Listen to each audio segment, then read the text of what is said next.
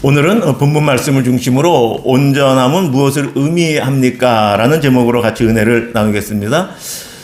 오늘 말씀은 지난주에 계속 이어지는 것이고 다음 주까지 이어지기 때문에 지난주 말씀을 잠시 한번 리뷰해보고 성경 전체적으로 온전함이란 단어가 어떻게 쓰였는지를 통해서 온전함의 의미를 살펴보려고 하는데요. 온전하다고 하는 것은 세 가지 영역으로 갈라집니다. 신앙에서 온전함, 또 일상생활에서 온전함, 또 인격에서 온전함. 그래서 그 사람이 온전하다라고 하는 것이죠.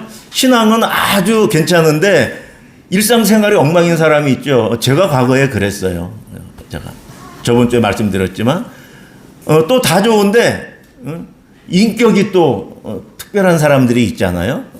그것이 아니라 온전하다라고 했을 때 사람이 어떻게 성숙할까? 종교인이, 기독교인이 교회 안에서의 신앙생활이 성숙해야 되고, 그리고 가정에서, 직장에서 일상 가운데 온전 성숙해야 하며, 또 자기 한 단도가로서의 한 인격이 온전해야 우리가 볼 때 성숙하다라고 하는 것이란 얘기죠. 성경에 그렇게 쓰여 있거든요. 그것들을 같이 살펴보도록 하겠습니다. 먼저 지난주 설교 리뷰를 하려고 합니다. 말씀드린 것처럼 우리 기독교뿐이 아니라 불교도도 천주교인들도 힌두교인들도 이슬람 사람들도 종교 생활을 다 하죠. 종교인들은 종교 생활을 합니다. 그런데 그 요소는 다 똑같아요. 저게 지금 교회만 저러는 것이 아니고요. 불교도도 예배를 드리잖아요. 그리고 그 의식을 참여합니다. 거기도 법회가 있어가지고 또 별도의 시간에 자기의 교리를 공부하죠. 저희도 보통 오후 예배 시간에 중점적으로 설교라는 형태보다 공부의 형태를 많이 띠고 있고, 또 어떤 교회들은 수요일 날 그렇게 하는 경우도 있고, 교회 형편에 따라서 교리 공부하는 부분이 있습니다. 그런가 하면 한국교회 대표적이죠. 기도회가 있죠. 그렇죠? 불교도 기도회가 있어요. 명상도 있고요. 그렇죠? 그리고 우리 목장 모임이나 그 전에 이제 구역 예배처럼 공동체 활동을 하죠. 믿지 않는 사람들은 믿는 사람들에게, 종교가 없는 사람들은 종교인들에게 도덕적으로 너 기독교 교회 다닌다면서 하면서 윤리나 도덕적으로 우리에게 많은 높은 잣대를 요구하죠.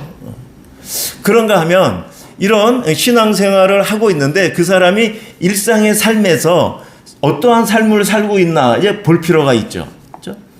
이것은 근데 믿지 않는 사람도 종교인이 아닌 사람도 자기의 삶을 살아가잖아요. 그러니까 대비가 돼요. 종교인하고 종교를 갖고 있지 않는 사람하고. 우리 기독교인을 기준으로 볼 때 우리의 삶의 목적, 삶의 의미는 누가 부여하죠? 내가 만들어내나요? 그렇지 않죠. 성경에 하나님이 말씀하시는 것이 우리의 삶의 목적, 의미가 되는 것이죠.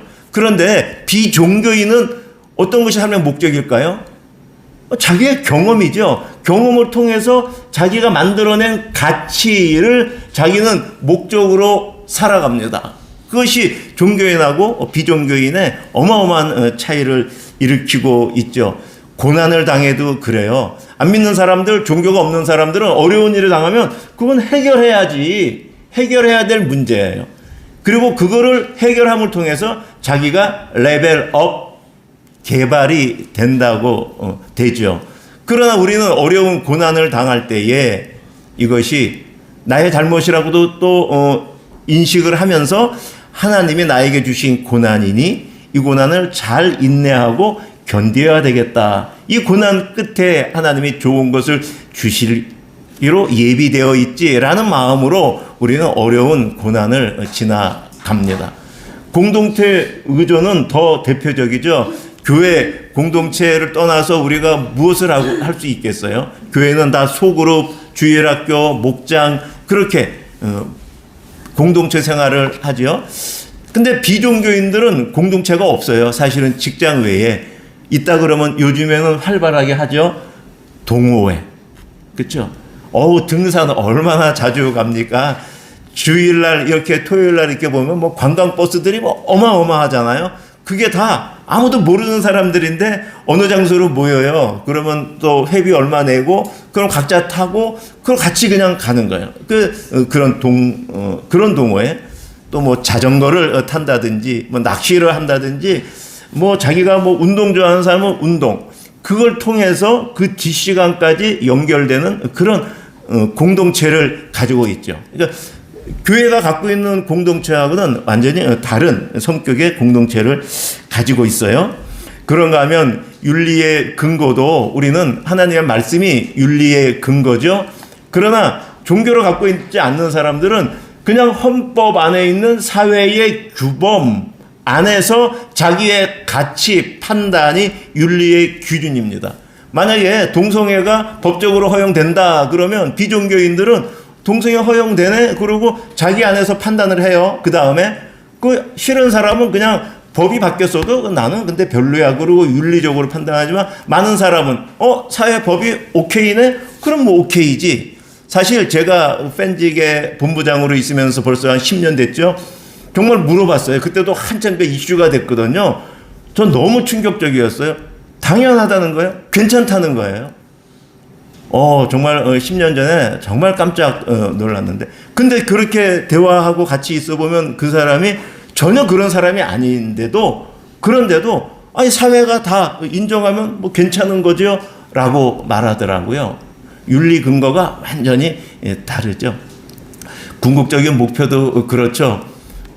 비종교인들은 행복, 그렇죠? 편한 것, 그런 것들이 자기의 어떤 그 목표를 달성하는 것이 궁극적인 목표인 반면에 우리 기독교인들은 그렇지가 않죠. 우리는 구원이 최종적인 목표고 또 예수 그리스도를 닮아가는 것이 저와 여러분의 최종적인 목표가 되겠죠.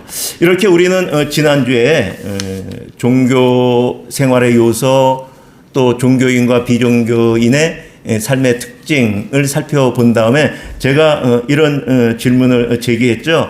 과연 그러면 종교인이 비종교인보다 더 성숙한가, 더 인격적인가, 더 직장에서 내 상사가 기독교인이나 비종교인 둘 중에 내가 택한다 그러면 어떤 사람이 더 호감이 가는가라고 했을 때 제 직장 생활의 경험으로는 내가 종교를 갖고 있지 않은 사람보다 제가 더 나은 적이 없다라는 게 저의 고백이고 저의 이 고백은 저는 평범한 삶을 살았기 때문에 이 시대도 거의 똑같다고 생각을 합니다.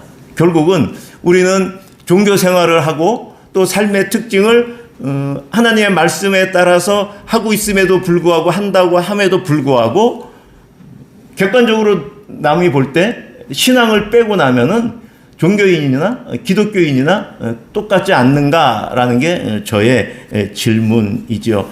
물론 기독교인 중에 성숙한 사람들이 있어요. 그런데 바리새인과 서기관 같은 사람들이 있는 것이죠.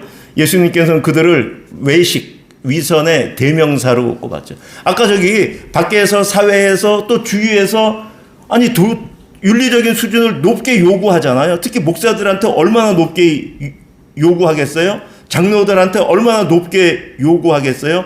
그러니 그 앞에서 자기의 실력은 안 되니 무엇으로 감당해요? 위선과 외식으로 감당을 하는 거죠.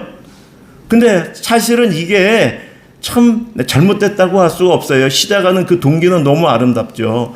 내가 장로인데 내가 목사인데 내가 이러니 성도들의 덕이 안 된다라고 생각하고 그렇게 하는데 그것이 시작은 그런데 한 해 두 해가 되면서 그것이 고착화된 게 결국 바리새인하고 서기관들 아니겠어요? 예수님께서 외식하는 자들아 그 얼마나 꾸짖으셨습니까? 지금 시대를 살면서 목회자들이나 직분 맡은 자들이 고육지책으로 그렇게 하는 것은 이해하겠지만 너무 안타까운 현실이 아닌가 생각이 됩니다.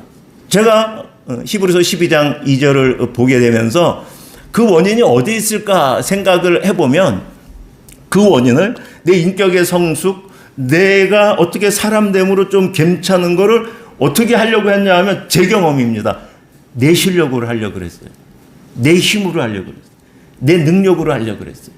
내가 쌓아온 그 시간 속에서 하려고 그랬던 모습을 저는 깨달아요. 오늘 히브리서 12장 2절의 말씀처럼 온전하게 하시는 이가 예수다라는 것을 피부로 와닿지 못했어요. 그것을 기억하지 못했어요. 내가 온전하게 하려고 그러면 예수를 바라보고 예수 앞으로 가야 되는데 그것을 모르고 그냥 살아온 대로 비전교인하고 똑같이 내 경험, 내 능력, 그리고 내 자기 개발 속에서 내 인격을 성숙하게 하려고 그러니 그게 되는 게 아니죠. 그리고 그러다 보니 외식과 위선으로 벌써 이미 굳어져 있는 그 많은 종교인들을 보죠. 사실은 다 그냥 하는 얘기가 아닌가 생각이 되는데, 그래서 많은 부분들, 이거는 비판하기 위해서 하는 얘기니까는 그냥 참고로만 들으셔요. 많은 목회자들, 장로들, 가정의 자녀들이 교회를 떠난다는 이유가 거기에 있다는 거 아니에요. 부모의 외식, 위선을 보고 교회를 떠난다는 거잖아요. 그런 충격적인 게 한국 교회의 현실이 아닌가. 그걸 비난하는 게 아니라 우리가 바로 직시해야 되겠다, 문제를. 그렇죠? 우리가 온전하게 하기 위해서, 내가 지금도 보면은 자기 자신한테 만족하시는 분 계셔요? 저는 안 그런데.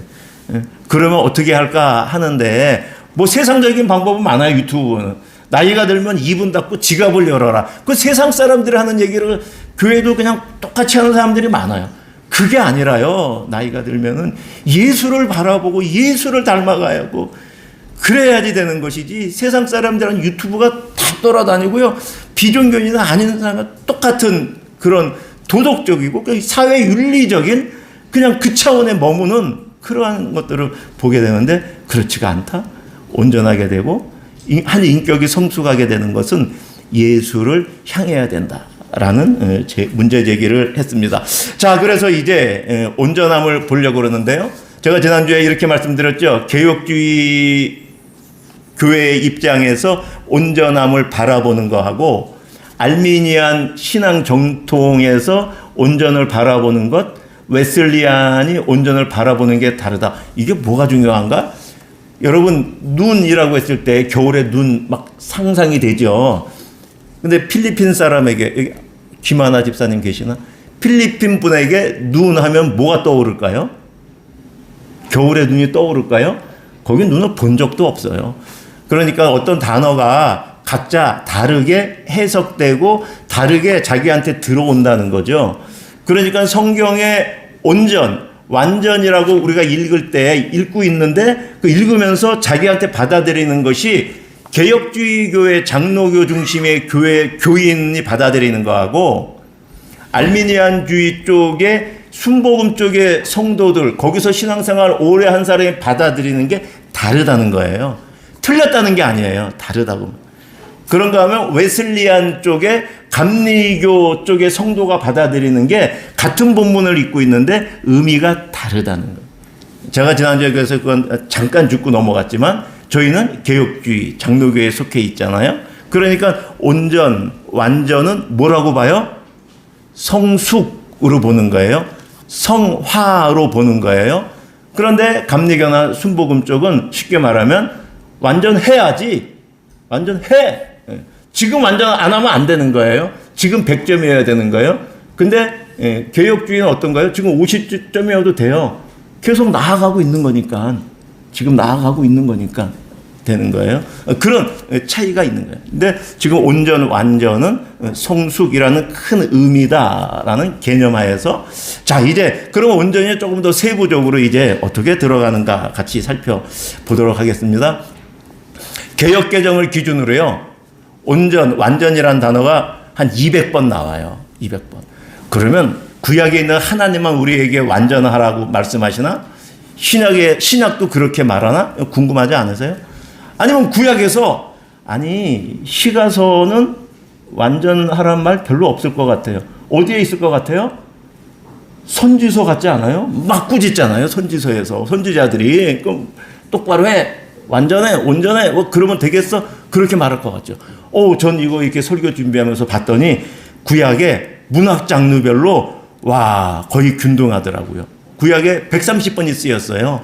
그런데 모세도 역사서의 저자도 시가서의 시인들도 선지자들도 균등하게 온전할 것을 이야기하고 있더라고요. 신약 가니까요. 복음서, 바울이 쓴 서신, 또 바울이 외에 쓴 서신 그렇게 갈라지잖아요.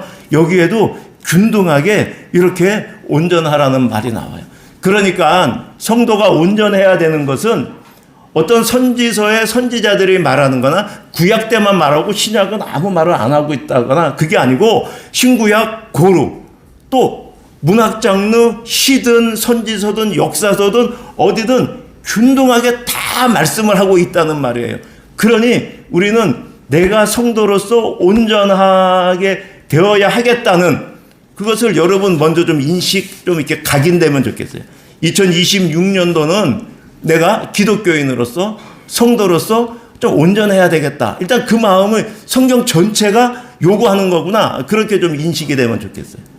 자, 그러면 이제 온전을 어떻게 하는 거고 뭐 어느 영역에서 어떻게 하는 게 온전인가를 살펴볼 건데 앞에서 말씀드린 대로 세 영역으로 구분해서 보려고 그래요. 이 200번이 쓰여진 데를 다 살펴보면요.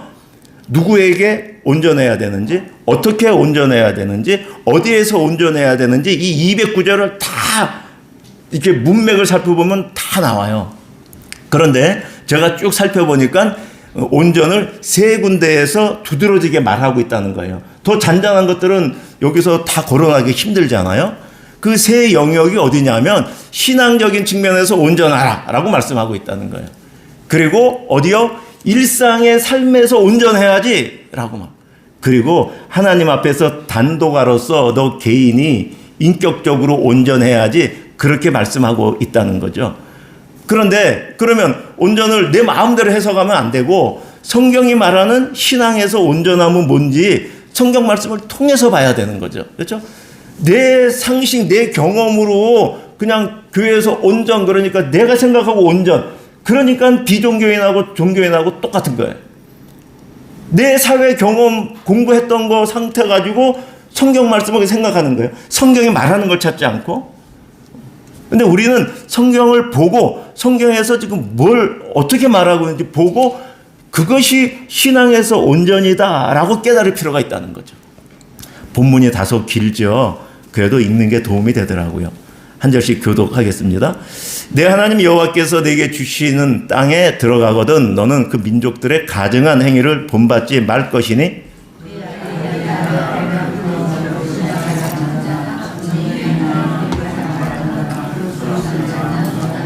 진혼자나 신접자나 박수나 초혼자를 너희 가운데에 용납하지 말라.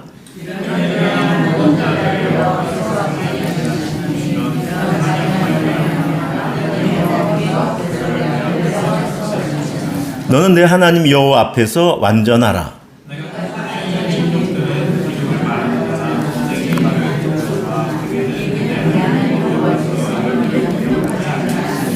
그러니까 13절에 지금 너는 내 하나님 앞에서 완전하라. 이게 지금 온전하라, 완전하라 지금 그 말씀을 하신 거거든요. 그러니까 전체 문맥이 뭐예요? 지금 신앙이잖아요. 그렇죠? 여호와를 믿는 그 신앙에서 완전하라고 했잖아요. 근데 완전하라는 그 내용을 쭉 보면 어떤 거였어요? 너무 쉽잖아요. 제일 9절에 너는 그 민족들의 가증한 행위를 본받지 말라. 우리 잘 알잖아요. 이방 민족이잖아요. 가나안 땅에 있고 그 가나안의 그 이방 민족들의 가치, 그들의 문화, 그들의 생활 방식, 그것을 본받지 않는 것이 온전한 신앙생활이라는 거죠. 또한 자기뿐이 아니라 어떻게 해요? 공동체 안에서도 14절 보면 내 하나님 여호와께서 이런 일을 용납하지 않는다. 나뿐이 아니라 우리 공동체 안에서 이스라엘 안에서 교회 안에서 그렇죠? 그 말씀하시는. 그러니까는 이방 문화 가치를 따라가지 않는 것. 이걸 다시 한번 요약하면 이거 같아요. 하나님만 바라보는 순수한 신앙이에요. 그 당시에 뭐 바알이 더 잘하는 것 같은데 막 그런 생각이 혹 있을 수가 있거든요. 그런데 그것이 아니라 하나님만 바라보는 순수한 신앙이 신앙의 온전함이다.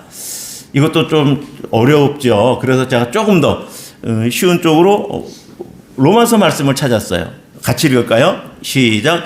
너희는 이 세대를 본받지 말고. 구약에 그 말씀이 한 1000년 지나서 바울이 말하는 거예요. 이 세대를 본받지 말고. 아까 이방의 문화와 가치, 그것을 말하는 거죠. 이 세대를 본받지 마라. 같은 문맥이에요. 지금 바울이 말하는 건 이 시대의 가치, 이 시대의 세계관, 이 시대의 문화, 그거 따라가지 말라는 거죠. 요즘에 어떤 게 문화죠? 젊은 사람들에게? 모르겠어요. 교회 성경에는 전혀 안 나오는 것 같은데 막 뭐 타투 같은 거 하고 그리고 뭐가 재미로 가지 그냥 뭐 점찍 같은 거 그냥 뭐 곳곳에 막 있는 것 같아요. 그냥 재미로 성경에서 뭐라 그래요? 그거 성경에서 말씀하는 게 아니거든. 그 문화예요. 지금 시대에 문화라고 얘기해요. 따라가지 마라. 지금 말하는 거죠. 그렇죠? 자, 이것은 방어예요. 아니, 축구하는데 방어만 해갖고 수비만 해갖고 이길 수 있나요? 공격해야지. 바울 사도가 계속 이어서 말씀합니다. 시작. 오직 마음을 새롭게 함으로 변화를 받아 하나님의 선하시고 기뻐하시고 온전하신 뜻이 무엇인지 분별하도록 하라. 그러니까 공격은 뭐예요? 어떻게 하는 게 하나님만 바라보는 순수한 신앙인 거예요? 선하고 기뻐하시고 하나님의 뜻을 분별해야 되는 거예요. 이것도 하나님의 뜻을 또 무엇인지 분별하는 게 또 어렵죠. 그런데 저는 어렵게 가고 싶지가 않아요. 우리가 지난주에 말씀드린 거, 제가 좀 아까 전주에 말씀드린 리뷰라고 했던 신앙 요소, 종교 행위를 저는 하나님의 뜻이라고 봐요. 그런데 그러면 불교도하고 똑같네, 캐톨릭하고 똑같네. 그런데 저는 그 신앙의 요소들을 행함에 있어서 살아계신 하나님, 지금도 내 마음을 감찰하시는 하나님, 내가 생각하지 않은 내 생각을 알고 계시는 하나님, 내 머리털까지도 세고 계시는 하나님 앞에서 나와 예배를 드리고 찬송을 부르고 기도하고 지금 앉아 있는 것, 그것이 하나님만 바라보는 순수한 신앙이다. 우리가 하지 말아야 될 것은 세상을 안 따라가는 건데 그것만큼 부족하다. 그럼 해야 될 것이 무엇이냐? 어떤 종교도 있는 신앙의 요소들을 행하는 거, 그것이다. 그거. 그런데 그걸 어떻게 하는 것인가? 라고 했을 때 하나님을 발 취급하지 말고 하나님을 우상 취급하지 말고 귀가 없고 눈이 없고 보지 못하는 그러한 우상 취급하지 말고 하나님을 살아계신 하나님을 인정하여 그 하나님이 너의 마음까지 헤아리시는데 그 하나님 앞에서 예배드리고 신앙의 행위를 하는 것, 저는 그것이 신앙생활의 온전함이라고 봅니다. 그러니까 신앙생활의 온전함은 한번 수능시험처럼 1등급 획득해갖고 끝나는 게 아니라 매일매일 예배에서 매 순간순간 하나님 앞에 나아올 때 나의 마음을 하나님 앞에 가다듬고 하나님 앞에 경배하고 찬양하는 것, 그것이 신앙의 온전함이다.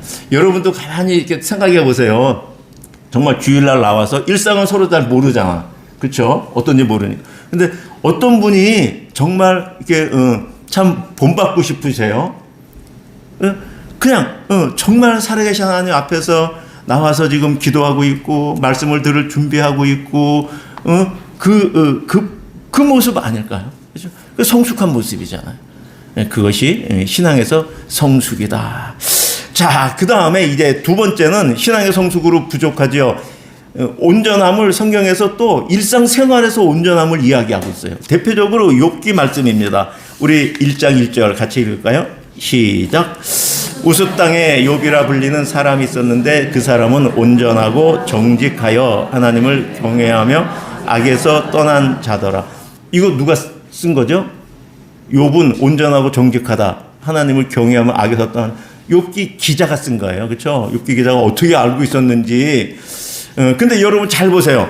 욥이 지금 온전하다라고 했을 때, 하나님을 경외하고 악에서 떠났다 했을 때 이건 신앙생활이 아닌 것 같잖아요. 뉘앙스가. 이건 욥의 일상 삶이 지금 온전하다라고 말하는 거잖아요. 그래서 지금 아까 200개 구절을 신앙적인 온전함을 말하는 게 있고 또 일상의 온전함을 말하는 게 있다고 말씀드리는 거예요. 그리고 이 부분은 일상에 지금 온전함이 있다는 거죠. 그런데 이 저자가 쓴 말을 하나님이 똑같이 하시네. 같이 읽을까요? 시작. 여호와께서 사탄에게 이르시되 네가 내 종 욥을 주의하여 보았느냐? 그와 같이 온전하고 정직하여 하나님을 경외하며 악에서 떠난 자는 세상에 없느니라. 그러니까 여기선 온전한 게 뭐예요? 정직한 거예요. 일상생활에서 정직한 것이 온전한 사람. 여러분 사회생활하면서 누구 만났을 때 정직한 사람 만나잖아. 근데 속이 막 이렇게 안 보이는 사람이 있잖아요. 곤모술수에 능한 사람이 있잖아요. 그렇죠? 그런 사람 여러분 눈에 한두 번 만나고 대화해보면 나오잖아요. 여러분 정직한 사람한테 선호감이 가지 않아요? 아, 정직하다. 그래, 그렇구나. 그렇게 판단되잖아요. 근데 지금 여기서 뭐라는 거예요? 온전하고 정직하여. 그러니까 이 일상에서 온전한 건 정직한 거예요. 그런데 또 지금 부연 설명하고 있는데 온전한 게 정직한 건데 그건 뭐냐? 하나님을 경외하고 악에서 떠난 거라. 그게 욥기의 저자만 말하는 게 아니고 하나님이 지금 사탄에게 말하고 있잖아요. 욥처럼 온전하고 정직해. 그런데 그게 뭔가 봤더니 하나님을 경외하고 악에서 떠난 자는 없어. 그러니까 일상생활에서 온전한 거, 성숙한 사람은 어떤 사람이에요? 하나님을 경외하는데 우리가 봤을 때 악한 일을 안 하는 사람, 악에서 떠난 사람, 불의한 일을 안 하는 사람. 여러분 여러분이 그 사람을 보면 괜찮은 사람이다 다 느끼고 있는가요 지금? 성경이 이렇게 미리 다 정리를 해놓은 거죠. 하나님 말씀으로. 자, 그런데 악에서 떠난 사람 하면 여러분 시편 1편 1절이 기억나지 않습니까? 시편 1편 1절. 어떻게 되죠? 복 있는 사람은 악인들의 꾀를 따르지 아니하며, 그쵸? 죄인들의 길에 서지 아니하고 오만한 자들의 자리에 앉지 아니. 근데 앞에 지금 복 있는 사람은 어떤 사람이에요? 악인들의 꾀를 따르자. 지금 근데 뭐라 그러는 거예요? 지금 일상의 삶에서 성숙한 사람은 정직한 사람인데 그 사람을 다시 보니까는 악한 행동을 하지 않아. 그런데 그걸 다시 시편 저자는 복 있는 사람이야. 그러니까 정직한 사람. 온전한 사람은 일상생활에서 온전한 사람은 정직한 사람인데 정직한 사람은 악을 떠난 사람인데 시편 저자는 그 사람 복 있는 사람이지라고 말하는 거예요 지금. 그렇게 말합니다. 그래서 이렇게 보면은 이게 지금 시편 저자가 말했는데 예수님이 마태복음 5장에서 또 복 있는 사람을 말해요. 복 있다. 누가? 심령이 가난한 자가. 누가? 애통하는 자가. 누가? 온유하는 자가 복이 있다. 그러니까 일상생활에서 온전하고 성숙한 사람은 어떤 사람인가? 예수님 말씀에 의하면 심령이 가난하고 애통하며 온유한 자가 일상생활에서 성숙하고 온전한 거야. 이게 무슨 말이지? 연관이 안 되죠? 심령이 가난한 거하고 애통한 거하고 온유한 거하고 그 사람이 일상생활에서 성숙한 거하고 상관이 없어 보이잖아요. 여러분 근데 이 산상수훈의 팔복의 말씀 왜 심령이 가난해졌죠? 왜 애통하고 있죠? 왜 온유한 자가 되었죠? 이 사람이 왜요? 의에 줄이고 목이 말라서. 왜요? 장로님 아까 기도하셨지만 장로님 저보다 10년 더 사셨으니까 당연히 그런 고백하죠. 저도 제가 제 인생을 살아보니 그런 거죠. 내 안에 선한 것이 아무것도 없어요. 30대 40대 때는 내가 뭔가 이룰 줄 알았어요. 내가 정말 멋진 사람인 줄 알았어요. 내가 의로운 줄 알았어요. 내가 맞았지. 내가 틀린 게 어디 있었어요. 내가 잘못한 게 어디 있고 내가 불의한 게 어디 있었어요. 그런데 하나님을 만나고 예수님을 만나고 보니 내가 하나님 앞에 가져갈 때 내가 가지고 갖다 드릴 의의가 한 톨도 없는 거예요. 쌀 한 톨만큼도 내 손에 잡힌 의의가 없어요. 내가 30년, 40년을 살았는데 내 인생의 그 모습을 보게 된 거예요. 조만간에 하나님 앞에 갈 때인데 내가 하나님 무엇을 가져갈까? 내가 어떻게 천국에 들어갈까? 내가 어떻게 구원을 받을까? 그런데 내가 해놓은 게 아무것도 없는 거예요. 하나님 가지고 갈 의가. 그래서 의에 줄이고 목이 말라있죠. 그래서 하나님 앞에 심령이 가난하게 되고 하나님 앞에 울부짖게 되고, 그런데 그전에는 내가 꾸짖고 내가 원망하고 내가 비난했지만은 내가 의가 하나도 없고 내가 선한 게 하나도 없는 줄 알아. 내가 이제 온유한 자가 되어서 남을 비난하지 않고 보며 내가 저랬지, 내가 저랬는데, 그렇게 온유한 자가 되어 있는 것이죠. 그런데 누굴 만난 거예요? 하나님이 예수 그리스도를 보내 예수 그리스도가 이 세상 안에서 의를 완성하여 이루시어, 내가 예수를 그리스도라 고백하면 예수 그리스도가 이룩한 그 의를 나에게 주어 너는 의롭다라고 말씀하시니 그 의를 받아 이제 하나님 앞에 나아가 앉아있는 사람, 그렇게 의에 줄이고 목마른 자가 복이 있다라고 말씀하세요.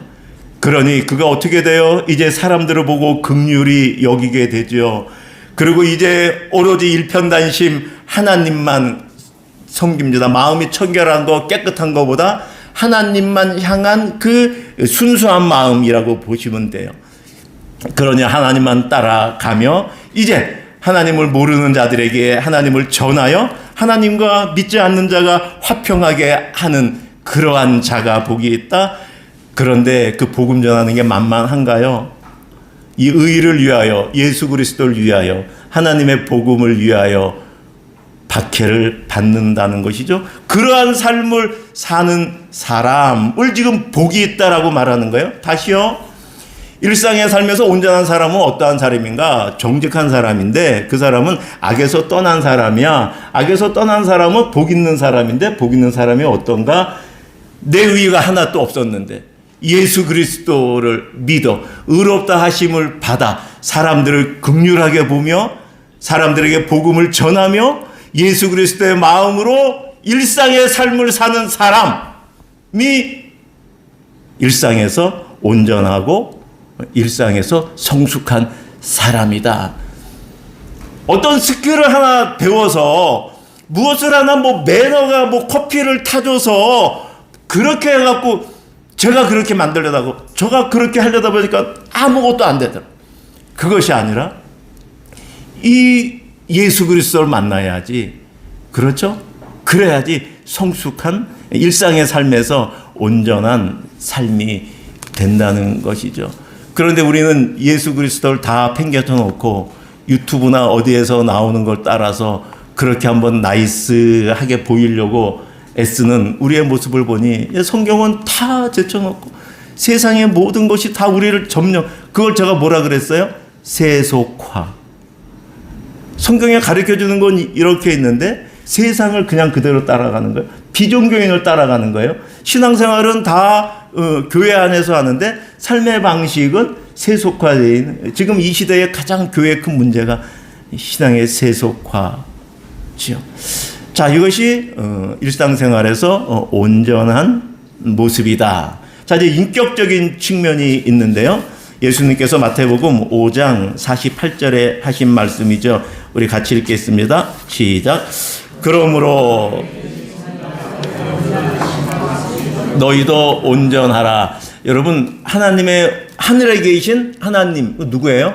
하늘에 계신 하나님은 존재론적으로 하늘에 계신 하나님이고, 저 온전하시면 아까처럼 저것도 그러면 성숙해 가는 건가? 하나님도 온전히 성숙이라 그랬는데 하나님도 계속 완전을 향해서 가시는 분인가?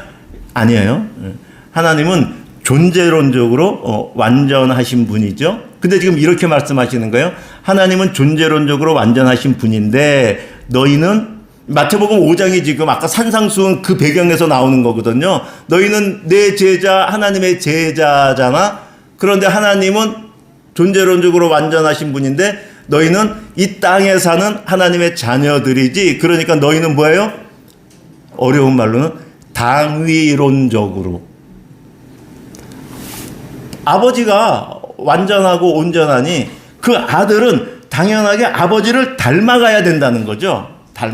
그러니까 인격적인 온전함은 하나님의 성품을 닮아가는 거예요. 그렇죠? 하나님의 성품을 닮아가는 것도 너무 추상적이죠. 근데 바울 사도가 골로새서 1장 28절에 이렇게 말씀하고 있습니다. 시작. 우리가 그를 전파하여 각 사람을 권하고 모든 지혜로 각 사람을 가르침은 각 사람을 그리스도 안에서 완전한 자로 세우려 함이니. 그러니까 바울 사도가 지금 바울 1차, 2차, 3차 전도 여행을 막 다니면서 교회를 세우잖아요. 그렇죠? 근데 바울 사도가 지금 하는 일이 뭐냐면 우리 잘 알죠. 복음을 전하잖아요. 그리고 구원을 받게 하잖아요. 그런데 바울 사도는 계속 하는데 뭘 하고 있는가요? 구원이 끝이 아니고 구원받은 성도를 어떻게 하는 거예요? 그리스도 안에서 완전한 자로 세우는 거예요. 그러니까 그리스도 안에서 성숙한 성도가 되게 하는 거예요. 여러분 교회 안에 성도들도 정말 대단하죠. 성품들이. 그렇죠? 당연해요. 신앙생활 처음 하고 10년 되고 20년 되고 30년 되고 또 30년 됐어도 예수 그리스도를 진정으로 만나지 못하면 이제 예수 그리스도 만나서 1년 된 사람보다 성품적인 측면에서는 더 성숙하지 못하죠. 그렇죠? 실상은. 그냥 신앙생활, 종교생활, 종교의식만 더 익숙하고 종교인이 된 것이지 성숙한 거하고는 아무 상관관계가 없는 거예요. 신앙생활의 연수하고는. 바울 사도는 지금 이렇게 말하는 거예요. 바울이 자기가 사역하는 거의 목표는 뭔가? 교회를 세워 믿지 않는 자들에게 구원을 전하여 그를 교회로 불러들여 끝 아니고 그를 그리스도 안에서 완전하게 성숙한 성도로 자라게 한다. 예수 그리스도를 닮아가게 한다. 하나님을 닮아가게 한다. 그러니 인격의 온전함은 예수 그리스도를 닮은 그러한 성품들이 나오는 것이죠. 말할 때, 같이 얼굴을 대해서 볼 때, 인사를 나눌 때 누가 보여야 돼요? 상대방이 예수님을 보는 것 같은 그렇게 누구도 안 되죠. 근데 말씀드린 것처럼 우리는 그렇게 닮아가려고 애쓰는 그래야 된다는 것이죠. 이것도 약간 추상적인가요? 갈라디아 5장에서 바울이 더 명확하게 말씀하고 있어요. 같이 읽겠습니다. 시작. 오직 성령의 열매는 사랑과 희락과 화평과 오래 참음과 자비와 양성과 충성과 온유와 절제니 이 같은 것을 금지할 법이 없느니라. 그러니까 결국은 예수 그리스도를 구주로 시인하게 하는 분이 누구예요? 성령님이시죠. 내 실력이 아니잖아요. 내 지혜로 암기해서 한 게 아니잖아요. 성령 하나님이 예수가 하나님이 보내신 그리스도다라고 고백하게 하죠. 어디에서요? 우리 안에서. 그렇죠? 우리 안에 계시는 분은 지금 성령 하나님이셔요. 예수님은 어디 계세요? 하나님 보좌 우편에 계셔요. 그러면 성령의 열매 누가 맺게 해요? 예수님의 가르침, 하나님의 말씀을 통해 성령 하나님이 내 안에서 성령의 열매를 맺죠. 그러니까 인격의 온전함, 성숙함은 내 안에서 성령의 열매가 맺혀지죠. 사랑이, 희락이, 화평이, 오래 참음이, 자비가, 양선이, 온유, 충성이. 근데 이게 잘하는 거죠. 계속. 그렇죠? 이게 잘하는. 그 잘하는 모습이 내가 느낄 수 있어야 돼. 그리고 내 1년 1년의 목표가 내 성령의 열매가 내가 작년보다 얼마나 자랐을까 한번 체크해봐도 좋을 것 같아요. 9가지가 얼마나 자랐을까 작년보다 자기 스스로가 1년을 딱 돌아볼 때. 그리고 연초에 우리의 목표가 인격적인 성숙인데 막연한 추상적인 그 단어를 넘어서 예수 그리스도를 닮는 것인데 성령의 열매 이 9가지가 내가 자란 12월 달에 내가 한번 돌아봐서 이걸 한번 측정해 봐야 되겠다. 이것이 나의 2026년도의 목표가 돼도 참 좋을 것 같습니다. 저는 연초를 이렇게 넘어오면서 제가 그때 이제 뭐 기도 부탁도 드리고 또 주보에도 제가 이렇게 했지만 사실 저도 또 뭐 LG에서도 전략 혁신 변화를 주도하는 그런 업무를 많이 맡아서 했는데 사실 변화만큼 어려운 게 없고 변화만큼 사실은 뭐 불편한 게 없죠. 그렇죠? 없죠. SH 아파트에 얼마 전에 들어가 봤더니 그렇더라고. 뭐 거기 뭐 재건축 같은 거 하려고 그러나 보죠. 근데 막 반대한다고 한편은 이해가 가더라고요. 아니 70, 80 됐는데 이거 뭐 다 지어주면 나는 이 세상에 없는데 누굴 위해서 그래? 말이 안 되는 거예요. 그렇죠? 누굴 위해서 그래? 맞는 거예요. 지금 살고 계시는 분들 볼 때 근데 만약에 거기에 20대, 30대가 살고 있으면 그 사람들 어떨까요? 빨리 해주세요. 그렇죠? 그 사람들 내가 앞으로 살 날이 50년, 60년인데 그러면 10년 이거 공사 걸려도 내가 나중에 3, 40년을 거기서 사는데 다 입장이 맞아요. 누가 틀린 게 없어요. 다 각자의 입장이 있는 거예요. 그래요. 교회가 주보가 바뀌고 또 저녁 기도회가 새벽 기도회로 바뀌고 또 광고 교회 소식 시간이 끝에서 앞으로 바뀌고 설교 메모란이 그전에 그냥 공란에 편하게 쓸 수 있었는데 이게 뭐 이렇게 있고 글씨도 뭐 크게 쓸 수도 없고 뭐 여러 가지 측면에서 사실은 여러분에게 불편한 게 맞죠. 맞아요. 그런데 여러분께서 그래도 잘 이렇게 도와주셔서 새벽 기도에도 이제 일주일 지났잖아요. 정말 잘 안착해서 너무너무 정말 감사드리고 수요 기도에도 그렇고 또 주위에서 저의 부족한 부분들을 말씀해 주시고 또 지도해 주셔서 얼마나 감사한지 몰라요. 우리 영교회를 보면서 지난 4년 동안 부교육자로 있으면서도 성도님들이 참 성숙하다라는 것을 항상 느끼고 있었습니다. 또 깨닫고 있었습니다. 또 2026년도에 저도 여러분만큼 성숙해지기를 제가 소망하고 또 우리 교회적으로도 더욱 성숙한 예람교회 또 성도들이 되도록 우리 이 시간에 합심해서 기도하겠습니다. 하나님 아버지, 우리를 구원하여 주셔서 그냥 천국 가게 하는 것이 아니라 하나님을 닮는, 예수 그리스도를 닮는 그 자녀로 그렇게 우리를 인도해 주시니 감사합니다. 하나님, 교회 생활하면서 많은 성도들이 함께 생활을 합니다. 불편한 것이 많이 있습니다. 내 마음에 들지 않은 것이 많이 있습니다. 아버지, 그러나 우리 예람교회 성도님들 또 한 마음으로 교회를 세워가며 예수 그리스도의 몸된 교회를 사랑하는 그 심령 하나님께서 살펴주시고 아버지 긍휼히 여겨주시고 또 불편한 성도들 마음 하나님 어루만져 주시고 위로해 주시옵소서. 우리의 실력과 우리의 힘으로는 다 감당할 수 없고 다 만족시킬 수가 없습니다. 하나님 아시죠?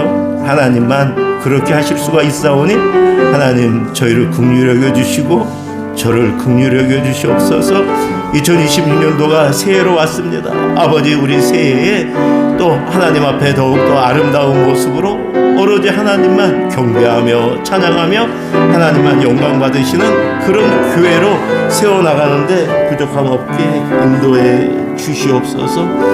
예수님 이름으로 기도합니다. 하나님 아버지, 지금까지 함께해 주셔서 감사합니다. 부족한 부분이 많았습니다. 2026년도 하나님만 바라보고 나아가길 원합니다. 성도들과 함께 가게 하시고 또 소외되는 성도들 없게 하시고 또 마음 불편한 성도들 하나님 만져주시고 위로해 주시고 함께하여 주시옵소서. 그렇게 하실 예수 그리스도의 이름으로 기도합니다. 아멘.